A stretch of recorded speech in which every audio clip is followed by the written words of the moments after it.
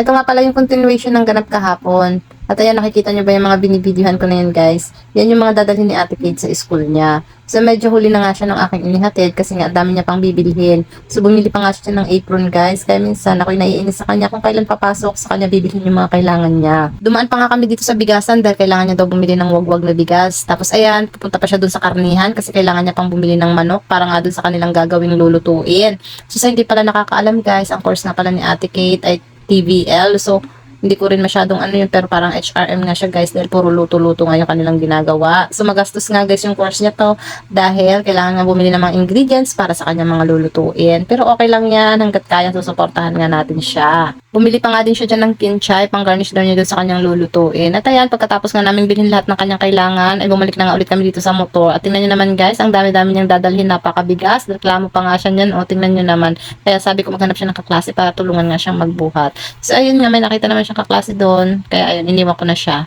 Pagkahatid ko nga dyan kay Ate Kate, ay bumalik na nga din ako agad dito sa tindahan. At ayan, nagkakape na nga kami ni Mama dyan ng mga oras na yan. At may kasamang pritong saging, tapos yung 2 perasong longganisa. With matching maritisan pa nga kami dyan, guys. O, diba? Maya-maya nga dumating nga itong taga-water district, yung maniningil ng tubig. Kaya ayan, bibigyan natin siya ng exposure for today's video. So, shoutout nga pala kay Kuya Obet. At sa lahat ng mga taga-water district, nag-checkan pa nga kami dyan, guys. Sabi ko sa kanya, panoorin nyo yung aking mga vlogs. O, diba? May promotion pang nangyayari, char. Maya-maya nga, nagbayad na rin ako agad sa kanya. So, medyo mababa yung aking binayaran ngayon kaysa nung nakaraang buwan. So, sabi ko nga, aba, hindi yata kami madalas maglaba ngayon. At kakaunti ang aking binayaran sa tubig. At ayun nga, meron nga binili si Mama na broccoli at saka cauliflower dun sa Tanawan, kaya naisipan ko nga mag-chop suey na lamang para sa aming pananghalian. At kumuha na nga rin ako ng sibuyas at saka bawang dun sa aming tindahan.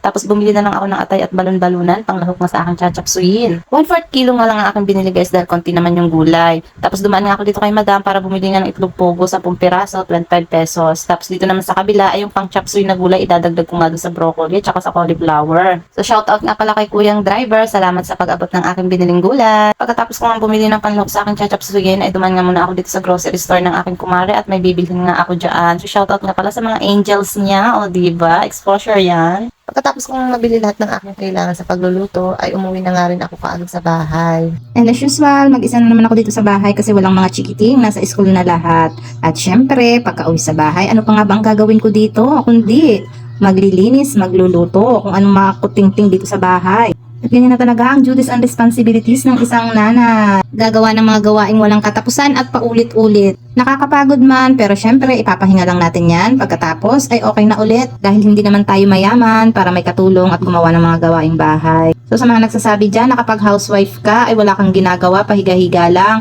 Pero hindi nyo alam, guys, ang ginagawa ng isang nanay ay walang katapusan yan. Paulit-ulit lang at walang sweldo. Pero syempre, yan ang obligasyon ng isang nanay o isang full-time housewife. Obligasyon nga natin pagsilbihan ng ating mga anak at ang ating mga asawa. At minsan nakakapagod din. Pero syempre, pagpagod ipahinga lang sandali. Pagkatapos okay na yan, back to normal na naman. Kaya saludo ako sa mga full-time housewife at sa mga nanay dyan na walang katapusan ng mga ginagawa. At higit lalo dun sa mga single mom na solong nagpapalaki at tinataguyod ang kanyang mga anak. Kasi ilang taon din ako naging single mom dahil nga hindi nga ako sinuwerte sa mga naging Pasko, sa mga naging tatay ng anak ko. Pero isang araw may dumating nga na isang tao na hindi ko naman hiniling pero kusang dumating. Tinanggap ako kung ano ako, lalong-lalo na yung nakaraan ko. At higit sa lahat, tinanggap at minahal niya yung mga anak ko. Kaya nagpapasalamat talaga ako kay Lord dahil nga binigyan niya ako ng isang taong katulad niya. Na kahit malayo ang agwat ng edad niya sa akin, ang mahalaga ay nagkakaintindihan kami. Wala naman sa edad yon. As long as nagkakaintindihan kayo at tanggap niyo ang isa't isa. Kaya sa mga single mom dyan, tuloy niyo lang ang buhay, laban lang, push lang, kaya natin yan. So that's it for today's video. Thanks for watching.